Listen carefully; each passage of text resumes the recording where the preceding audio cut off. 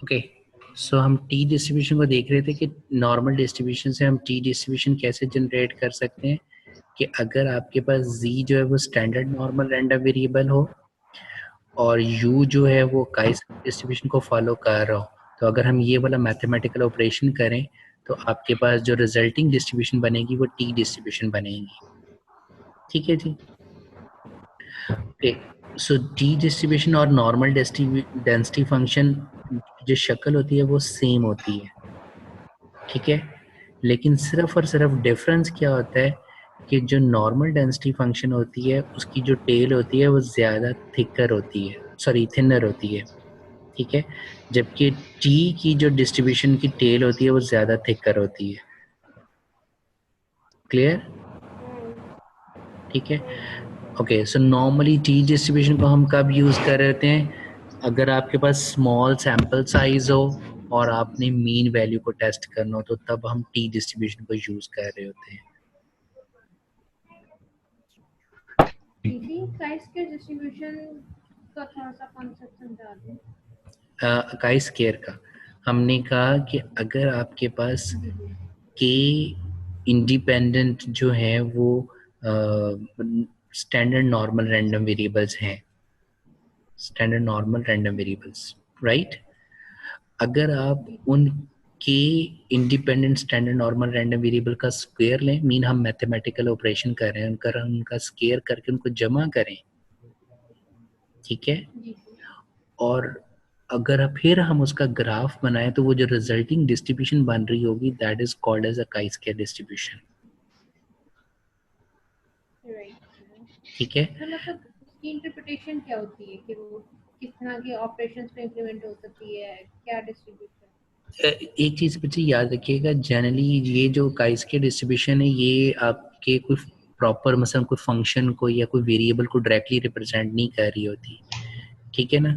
सो हमारे पास जनरली जब हम प्रोसेसेस के ऊपर आएंगे तो वो हमारे पास जो है वो नॉर्मल मसलन जो सेपरेट वेरिएबल्स हो रहे होते हैं वो कुछ सीधा डिस्ट्रीब्यूशन ही होते हैं या सीधा प्रोसेसेस ही होते हैं।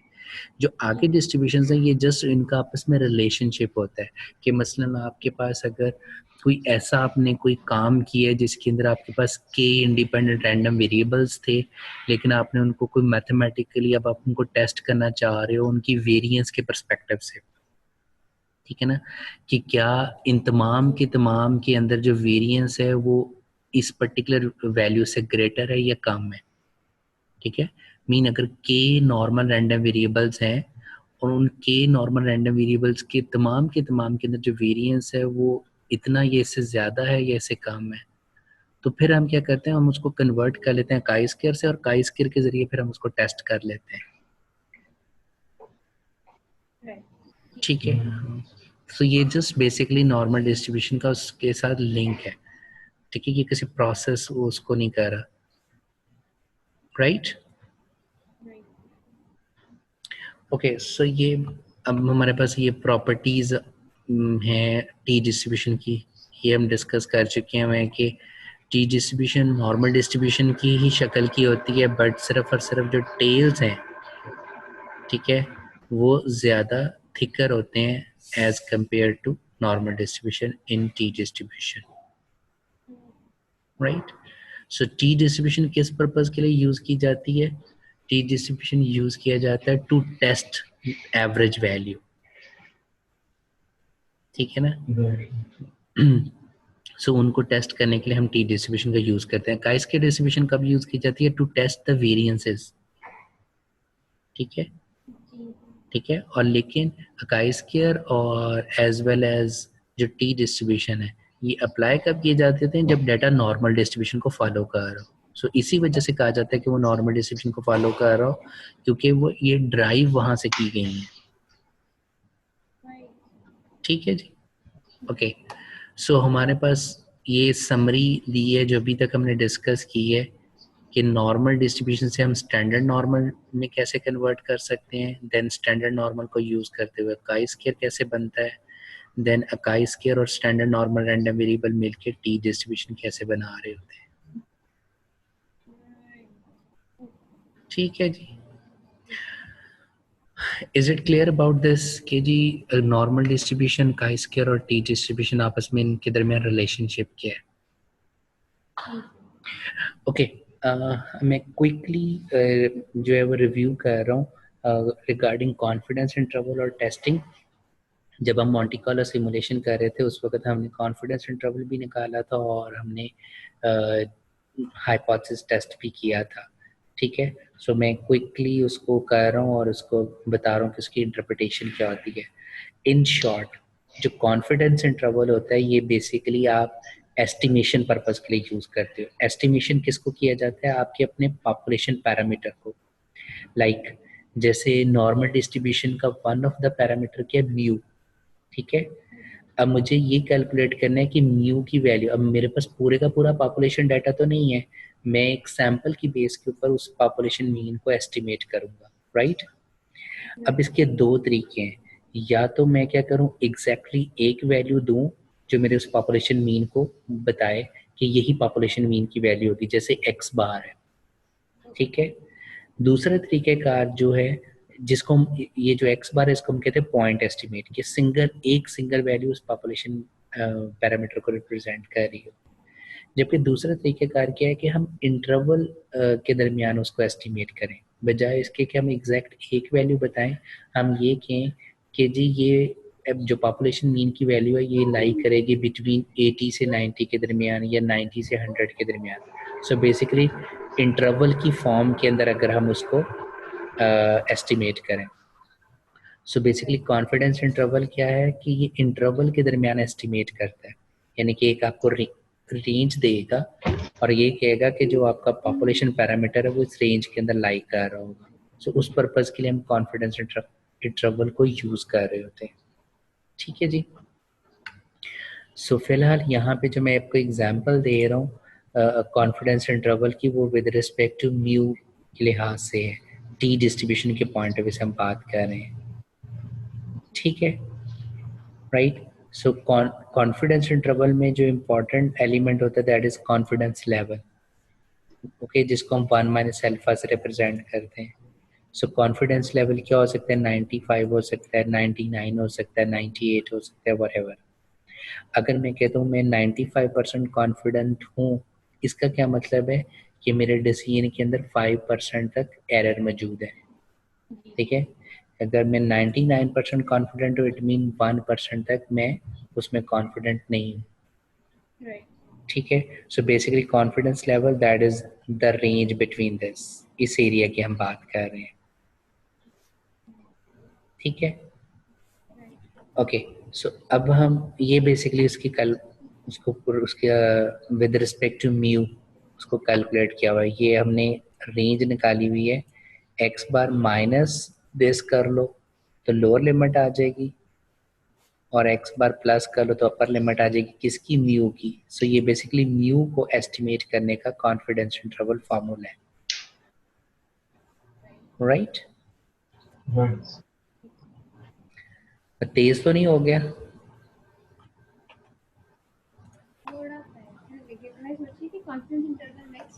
हाँ, मैं इसलिए थोड़ा तेज हो गया हूँ क्योंकि ये मेरे ख्याल बेसिक था पढ़ा हुआ, अगर बहरहाल कोई इशू है तो वो मुझे रोक दीजिएगा वहीं पे। ठीक है, सो कॉन्फिडेंस इंटरवल की इंटरप्रिटेशन क्या है बेसिकली? सो मैं दोबारा से क्विकली बता देता हूँ कि हमारे पास कॉन्फिडेंस इंटरवल किस पर्पज के लिए यूज किया जाता है। ये यूज किया जाता है to estimate the population parameter, right? So population parameter को एस्टिमेट करने के दो तरीके हैं। एक तरीका ये है कि आप पॉइंट एस्टिमेट करो। पॉइंट एस्टिमेट का मतलब ये होता है कि आप सिंगल वैल्यू कैलकुलेट करो और वो सिंगल वैल्यू आपके उस पॉपुलेशन पैरामीटर को रिप्रेजेंट कर रही हो, जो कि एक अच्छा मेथड नहीं है। सो द अच्छा मेथड जो है वो हम क्या कर सकते हैं कि हम कॉन्फिडेंस इंटरवल यूज करें, रेदर देन हम एक सिंगल वैल्यू दें, हम एक रेंज दें कि आपका पॉपुलेशन पैरामीटर इस रेंज के अंदर लाई कर रहा होगा, and we will be 99% confident कि वो इस रेंज में लाई कर रहा होगा। ठीक है, that is a confidence interval. और जो इसकी करेक्ट इंटरप्रिटेशन है वो यही है कि जब आप कोई रेंज, मतलब कोई प्रॉब्लम आप सॉल्व करते हो, फॉर एग्जांपल हम कहते हैं कि जी हमारे हॉस्पिटल के अंदर बिटवीन 9 AM to 12 AM जो ऑन एवरेज कस्टमर का वेटिंग टाइम है दैट इज 20 मिनट। ठीक है, सो इसका मतलब ये है कि ऑन एवरेज जो आपके पास जो पॉपुलेशन मीन की जो वैल्यू है, मीन जो किसी भी कस्टमर को वेट करना पड़ रहा है ऑन एवरेज वो इस रेंज के अंदर करना पड़ रहा है। So we can not interpret in this way कि जी जो अगला कस्टमर आएगा उसको उसको इतना वेट करना पड़ सकता है इस रेंज के दरमियान। ठीक है, तो उसके लिए कॉन्फिडेंस इंटरवल नहीं, उसके लिए फिर हमें प्रेडिक्शन इंटरवल कैलकुलेट करना पड़ेगा। सो कॉन्फिडेंस इंटरवल याद रखिएगा, प्रेडिक्शन इंटरवल नहीं होता। ये बताता है कि आपका ऑन एवरेज ओवरऑल जो पॉपुलेशन मीन है वो इस रेंज के अंदर लाई कर रहा होगा।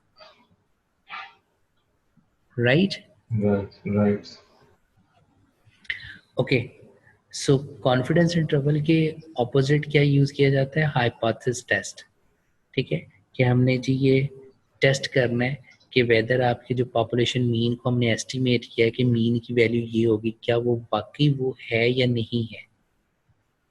राइट, तो उसके लिए हम क्या करते हैं? हाइपोथेसिस टेस्ट करते हैं। और हाइपोथेसिस टेस्ट बेसिकली सिंपली ये होता है कि आपके पास दो स्टेटमेंट्स होती हैं, आप उन दो स्टेटमेंट्स को चेक कर रहे होते हो कि which statement is right. Right, जिसको हम one statement is called null hypothesis, another is called as the alternative hypothesis. Clear? So basically null hypothesis is the claim कि आप क्लेम क्या कर रहे हो। जैसे मैं क्लेम करता हूँ फॉर एग्जांपल कि जी जिस हॉस्पिटल में मैं काम कर रहा हूँ वहाँ पे एवरेज पेशेंट टाइम जो है वो 15 मिनट है। ऑल्टरनेटिव क्या होगा कि मैं कहता हूँ कि अब मुझे टेस्ट करने की क्या वाकई ही ये ठीक कह रहा है या नहीं कह रहा, तो मैं सैंपल उठाऊंगा और मैं चेक करूंगा कि क्या वाकई ही on average waiting time 15 minute है या 15 मिनट नहीं है।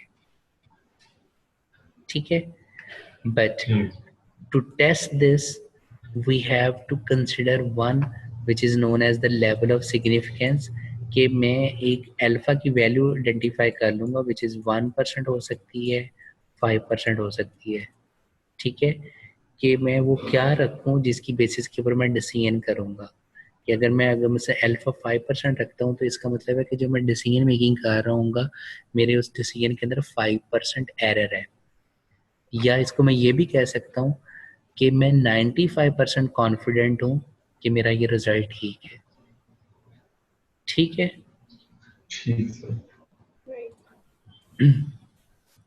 सो अब इसको टेस्ट करने के तरीके कार क्या है हमारे पास?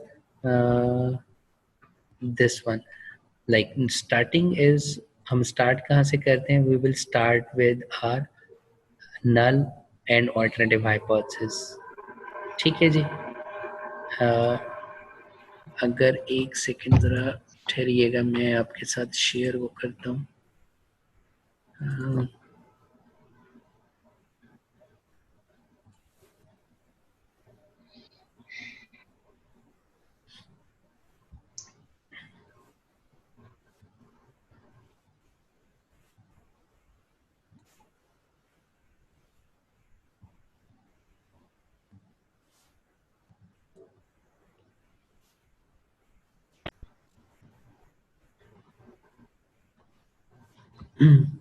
ये मैंने एक्सेल शीट जो है वो शेयर की है, रिमेम्बर जो हमने क्यूइंग थ्योरी की मॉन्टी कार्लो के जरिए एग्जांपल की थी।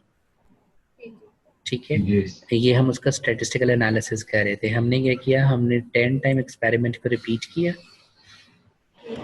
ठीक है, और हमने उसकी एवरेज वैल्यू निकाली और हमने उसका 95% कॉन्फिडेंस निकाला था।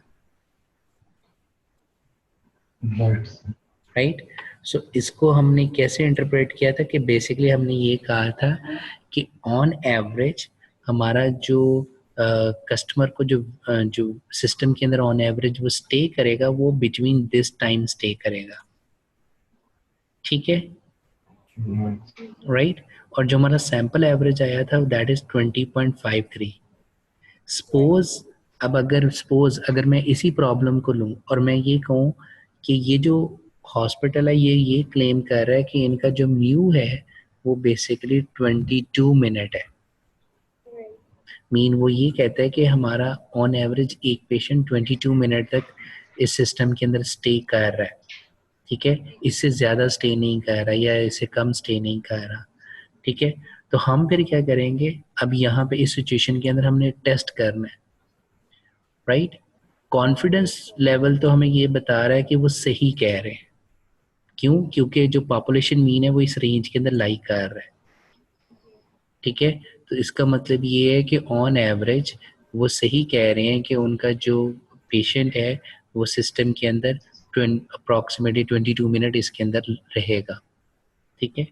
बट इसको टेस्ट हम कैसे कर सकते हैं, टेस्ट करने के लिए हमें अगेन जो है वो टी टेस्ट अप्लाई करना पड़ेगा, और वो टी टेस्ट कौन सा है, दैट इज दिस वन, ठीक है। रेदर देन कॉन्फिडेंस हम उसको टेस्ट अप्लाई कर रहे हैं, राइट।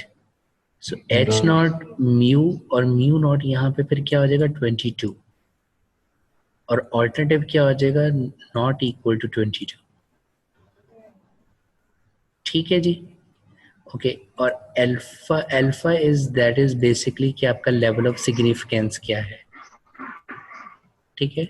कि हमारा पास alpha is basically the level of significance, suppose that is 5%, कि मैं 5% के ऊपर चेक करना चाहता हूँ, सो इट मीन मेरे एरर के अंदर 5% जो है वो एरर में चूज हो सकता है। और टी डिस्ट्रीब्यूशन का फॉर्मूला क्या होगा, मतलब इसको टेस्ट करने के लिए हम टी डिस्ट्रीब्यूशन अप्लाई करते हैं। जो सैंपल एवरेज है दैट इज बेसिकली कि जो हमने जो सैंपल उठाया था, जैसे फॉर एग्जांपल आफ्टर 10 एक्सपेरिमेंट हमें ये पता चला वो आ रहा था 20 पॉइंट समथिंग, ठीक है, 20.5 सपोज। जबकि जो वो क्लेम कर रहे हैं वो कह रहे हैं कि जी 20 मिनट, ठीक है, कस्टमर सिस्टम में स्टे करता है। साथ हमने स्टैंडर्ड डेविएशन भी कैलकुलेट किया हुआ है, तो इट मीन हम इस डाटा के जरिए अपनी टी की वैल्यू को कैलकुलेट कर सकते हैं, ठीक है। अब हम क्या करते हैं कि हम बेसिकली क्रिटिकल रीजन कैलकुलेट किया जाता है। बेसिकली क्रिटिकल रीजन से क्या मुराद है कि अगर आपका H1 जो है वो नॉट इक्वल टू फॉर्म में है, ठीक है, तो देन हम इस वाले क्रिटिकल रीजन को यूज कर रहे होते हैं। सो बेसिकली ये चेक कर रहा होता है कि क्या जो आपकी टी की वैल्यू है, ये वाली टी वैल्यू, वो इस रीजन के अंदर लाई कर रही है या इस रीजन के अंदर लाई कर रही है। सो बेसिकली ये जो सेंटर वाला रीजन है, ये कौन सा रीजन है, इसको हम कहते हैं एक्सेप्टेंस रीजन। जबकि ये जो आउटर रीजन होता है इसको हम कहते हैं this is called as a rejection region या फिर क्रिटिकल रीजन, ठीक है। अगर तो ये आपकी टी वैल्यू जो है, ये जो आपने कैलकुलेट की है, वो इस एक्सेप्टेंस रीजन के अंदर लाई कर जाए तो हम कह देते हैं एच नॉट को एक्सेप्ट कर लो। एच नॉट को एक्सेप्ट करने का क्या मतलब है कि वो जो क्लेम कर रहे थे कि ऑन एवरेज कस्टमर 22 मिनट तक सिस्टम के अंदर स्टे कर रहे, वो ठीक क्लेम कर रहे थे। और अगर आपने एच नॉट को रिजेक्ट करना, मीन अगर वो टी की वैल्यू इस रीजन में लाई कर जाती है तो इट मीन एच नॉट को रिजेक्ट करना है, so that mean they are doing the wrong claim. So वो 22 मिनट नहीं है, या उससे कम है या उससे ज्यादा है, राइट। तो सही है, क्या मिथ है कि ड्यूरिंग द थीसिस हमेशा ऑल्टरनेट हाइपोथेसिस को सेकंड एक्सेप्ट होना चाहिए, ये क्या ये मस्ट है या नहीं, मस्ट नहीं होता, लेकिन अगर वो यानी कि अगर आपका वो हाइपोथेसिस रिजेक्ट हो जाए तो फिर उस रिसर्च का फायदा क्या है, जी ठीक है ना। ये तो मसलन ऑलरेडी सिस्टम सब कुछ था तो हमने क्या किया। हाँ, मीन इट मीन्स कि आपने जो अजम्पशंस दी हैं वो ठीक नहीं थी, but it is not compulsory. But obviously एक अच्छी रिसर्च के लिए आपके कुछ रिजल्ट्स पॉजिटिव होने चाहिए, मे बी कुछ नेगेटिव भी हो जाए, ठीक है। मतलब सपोज अगर आपने 5 हाइपोथेसिस बनाए हुए हैं, 2 रिजेक्ट भी हो जाए और 3 एक्सेप्ट हो जाए, दैट्स फाइन, ठीक है। ओके, सो ये जस्ट एक न्यूमेरिकल एग्जांपल दी गई है जिसमें हमारे पास म्यू जो है वो 0 हम टेस्ट कर रहे हैं, एक्स बार की वैल्यू ये है, वेरिएंस की वैल्यू ये है, और this is the basically number of values. So हमने टी को कैलकुलेट किया, then at alpha 5%, at alpha 5% हमने वो क्रिटिकल वैल्यू कैलकुलेट की, वो आ गई 1.96, ठीक है जी। अब हमने क्या करना है, हमने इनको कंपेयर करना है।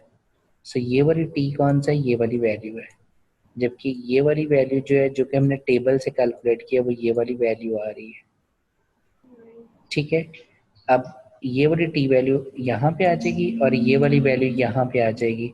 सो is this statement true? Mean 2.1 is greater than or equal to 1.9. Is this statement true? Yes.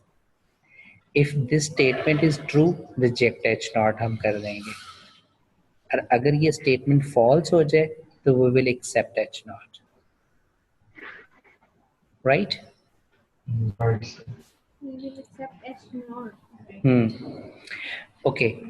Normally जब हम ये टेस्ट परफॉर्म कर रहे होते हैं तो जितने भी सॉफ्टवेयर्स हैं वो बेसिकली ये क्रिटिकल रीजन वाली ऑप्शन को यूज नहीं करते. वो क्या करते हैं, वो पी वैल्यू को यूज करते हैं.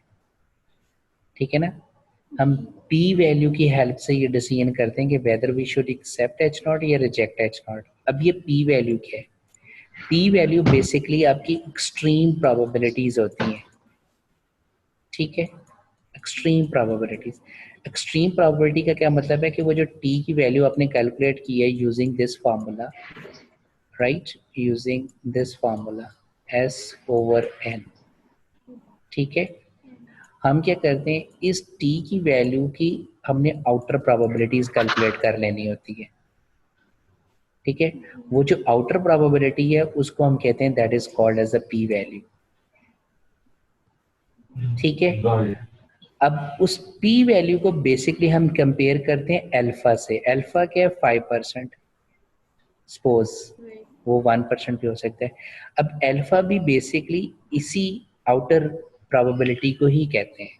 लेकिन अब p वैल्यू और अल्फा को जब हम कंपेयर करेंगे तो कैसे करेंगे, क्योंकि ये जो p वैल्यू है ये हमने निकाली है अपने टेस्ट स्टैटिस्टिक्स की हेल्प से, जबकि अल्फा जो है वो हमने अज्यूम किया है कि मेरे इस डिसीजन के अंदर कितना एरर होना चाहिए. ठीक है, अब अगर आपकी p वैल्यू, ठीक है, अगर आपकी p वैल्यू आपके डिसाइडेड अल्फा वैल्यू से ग्रेटर और इक्वल टू है, ठीक है, तो हम क्या कहते हैं, accept h naught. Right, accept h naught. और अगर आपकी p वैल्यू जो है वो आपके डिसाइडेड अल्फा से छोटी है तो हम कह देते हैं reject h naught. Right. So alpha जितना छोटा होगा उतना आपका डिसीजन स्ट्रॉन्ग माना जाएगा. क्लियर? ठीक है, सो ये छोटा होगा आपका डिसीजन तो स्ट्रांग होगा. बिल्कुल. ओके ओके, इसको एलेबोरेट करने का मतलब या इसको एक्सप्लेनेशन हम इस तरीके से कर सकते हैं कि मसलन आप क्या कह रहे हो कि बेसिकली जो p वैल्यू है that is basically the extreme probabilities, right? ठीक है, सो इसका मतलब है कि और आपका अल्फा भी बेसिकली यहीं पे लाई कर रहा होता है, इन्हीं आउटर में लाई कर रहा होता है. अल्फा भी यही है, ये यही अल्फा होता है. ठीक है, अब आप अल्फा जितना छोटा रखोगे, ठीक है, ये वाला अल्फा जितना छोटा होगा, इट मीन आप p वैल्यू जो है वो उतनी कम आप रखना चाह रहे हो. मीन आप अपने एक्सेप्टेंस रीजन को बेसिकली बढ़ा रहे हो. ठीक है, सो विद रिस्पेक्ट टू, क्योंकि ये जो p वैल्यू है ये निकाली जाती है with respect to your test statistics जो कि आप अपने डाटा से कैलकुलेट कर रहे होते हो. Right. So it mean alpha जितना आपने कम रखा होगा इट मीन आपका कॉन्फिडेंस लेवल उतना बढ़ जाएगा. राइट. ठीक है, सो बेसिकली आप अगर मैं क्रिकेट के पॉइंट ऑफ व्यू से एग्जांपल दूं, सो p वैल्यू बेसिकली आपकी वो क्रिकेट की बाउंड्री है. ठीक है ना, सो जितना आपकी बॉल उस बाउंड्री को ज्यादा क्रॉस कर जाएगी, बढ़ जाएगी, उतनी बेटर है. सो यहाँ पे हमारे पास क्या है कि जी p वैल्यू जो है वो जितनी अल्फा से बड़ी होती चलेगी. फॉर एग्जांपल अगर मेरे पास अल्फा 0.01 है, ठीक है, और मेरे पास p वैल्यू भी जो 0.01 है, तो हम ये तो कह सकते हैं, हम ये डिसीजन कर सकते हैं कि एक्सेप्ट एच नॉट कर लो, लेकिन ये हाईली सिग्निफिकेंट नहीं हम कह सकते. ठीक है ना, अब ये जो p वैल्यू है अगर ये होती है सपोज 0.001, ठीक है, तो अब ये हाईली सिग्निफिकेंट हो गया क्योंकि ये अल्फा से काफी छोटी हो गई है। तो ये जो आपने रेंज लिखी इसमें कॉन्फिडेंस लेवल कितना है हमारा? अगर ये आपका अल्फा 1% है तो कॉन्फिडेंस लेवल आपका 99% है, राइट? सो अल्फा आप खुद से डिसाइड करते, कम होगा हम उतने ज्यादा कॉन्फिडेंट। बिल्कुल बिल्कुल। सो अल्फा आप खुद से डिसाइड करते हो, जबकि पी वैल्यू जो है वो आप अपने उस टेस्ट स्टेटिस्टिक्स से कैलकुलेट कर रहे होते हो। जितने भी सॉफ्टवेयर्स हैं वो बेसिकली उसी से आपकी पी की वैल्यू को कैलकुलेट करते हैं। और जो नॉर्मली अल्फा लिया जाता है वो 1% और 5% लिया जाता है जनरली रिसर्च परस्पेक्टिव से, ठीक है? जी sir. Is it clear? Yes sir. काफी है या आगे चलो? काफी सर मेरे से। ओके, हाँ ये अब अगले 2-3 लेक्चर काफ़ी हैवी होंगे तो इसलिए ज़रा प्रिपेयर रहिएगा और इसको काइंडली रिपीट कर लीजिएगा। सो अगले लेक्चर में मैं तकरीबन अराउंड अबाउट 6 से 7 डिस्ट्रीब्यूशंस पढ़ाऊँगा, ठीक है? सो बी प्रिपेयर माइंड, क्योंकि अब से ऑनवर्ड अब हम प्रोबेबिलिटी डिस्ट्रीब्यूशंस ही पढ़ रहे होंगे, ठीक है? ठीक सर। इसको काइंडली रिपीट कर लीजिएगा। सो अगर कोई क्वेश्चन हुआ तो वो पूछ लीजिएगा। स्पेशली नॉर्मल डिस्ट्रीब्यूशन क्या है, ठीक है, उसकी शक्ल कैसी होती है, उसका डेंसिटी फंक्शन क्या है, उसकी रेंज क्या है, उसके पैरामीटर्स क्या हैं। सो नॉर्मल डिस्ट्रीब्यूशन से काइस्केड डिस्ट्रीब्यूशन कैसे बनती है, काइस्केड डिस्ट्रीब्यूशन किस पर्पस के लिए यूज़ की जाती है, गुडनेस ऑफ फिट टेस्ट के लिए यूज़ की जाती है, वेरिएंस को टेस्ट करने के लिए यूज़ की जाती है। देन नॉर्मल, स्टैंडर्ड नॉर्मल और काइस्केयर से हम टी डिस्ट्रीब्यूशन कैसे बना सकते हैं, टी डिस्ट्रीब्यूशन किस पर्पस के लिए यूज़ की जाती है, एवरेज वैल्यू को टेस्ट करने के लिए यूज़ की जाती है, ठीक है जी? जी। और इसी तरीके से फिर जॉइंट प्रोबेबिलिटी डिस्ट्रीब्यूशन क्या होती है, सिंपल डेंसिटी फंक्शन क्या होता है, मैस फंक्शन क्या होता है, और उनके मीन वेरिएंसेस कैसे निकाले जाते हैं, राइट सर। राइट? सो